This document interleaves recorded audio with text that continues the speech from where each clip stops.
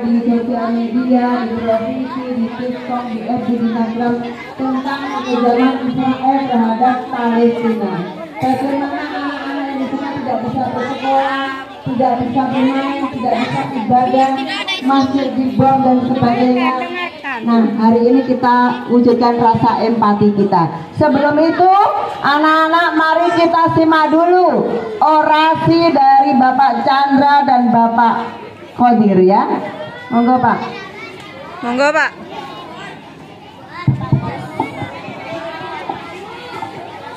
Didengarkan ya, dengarkan. Bismillahirrahmanirrahim. Assalamualaikum warahmatullahi wabarakatuh. Alhamdulillahirabbil alamin. Assalatu wassalamu ala asrofil anbiya wal mursalin sayyidina wa maulana Muhammad. Ambilkan tripod. Amma ba'du. Qala Rasulullah sallallahu alaihi wasallam. Di atas. Faqala ta'ala ya fi Qur'anil azim. Qala rabbi israh li sadri wa yassir li amri wa hlul 'uqdatam min lisani yafqahu qawli. Amma ba'du. Anak-anakku sekalian, pada pagi hari ini marilah kita sebelum Buki. bapak-bapak di depan, bapak guru di depan memaparkan sebuah orasi, mari kita bersama-sama bersyukur kepada Allah karena berkat limpahan rahmatnya Allah sehingga kita masih diberikan umur, diberikan kesehatan, serta diberikan nikmat sempat berada di sekolah tercinta ini dengan tujuan menuntut ilmu.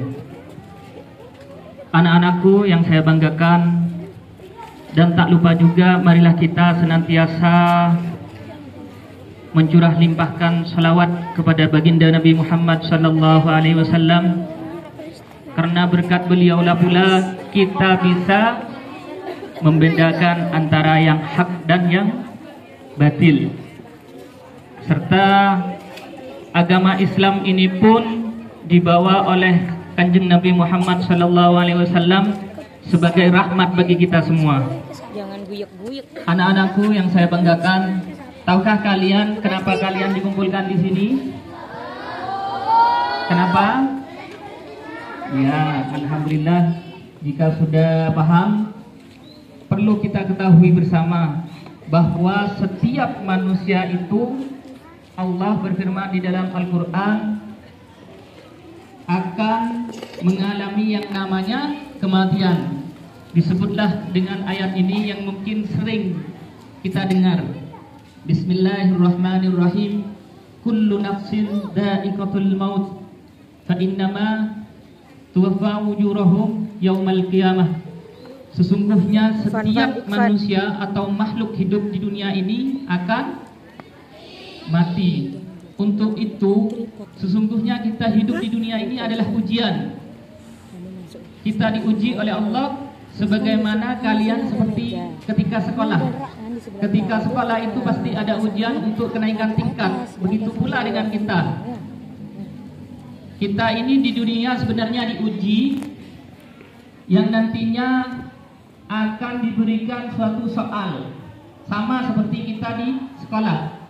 Ujiannya itu soalnya diberitahu terlebih dahulu, berbeda dengan yang ketika di sekolah. Kalau di sekolah soal akan diberi setelah mau menghadapi ujian, ya, baru kita menjawab. Berbeda dengan kita yang masih hidup di dunia ini, diberikan terlebih dahulu soalnya, baru kita mencari jawabannya.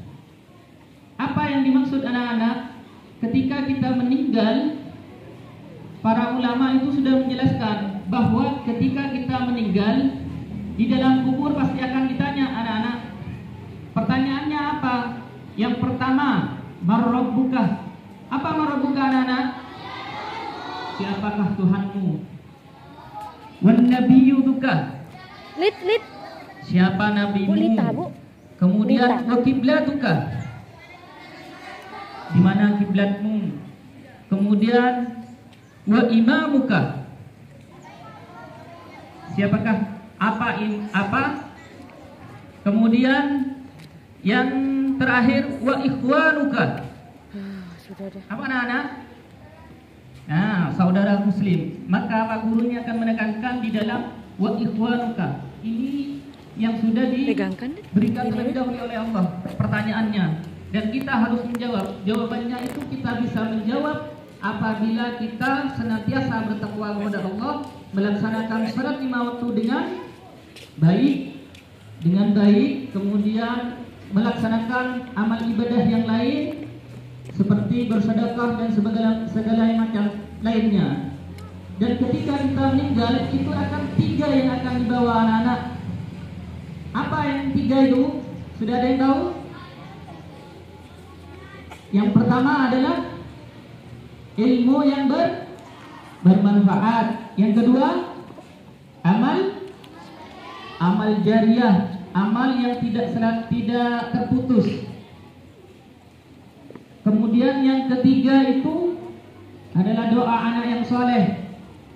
Tadi disebutkan tiga ini yang akan dibawa kita ke dalam alam kubur.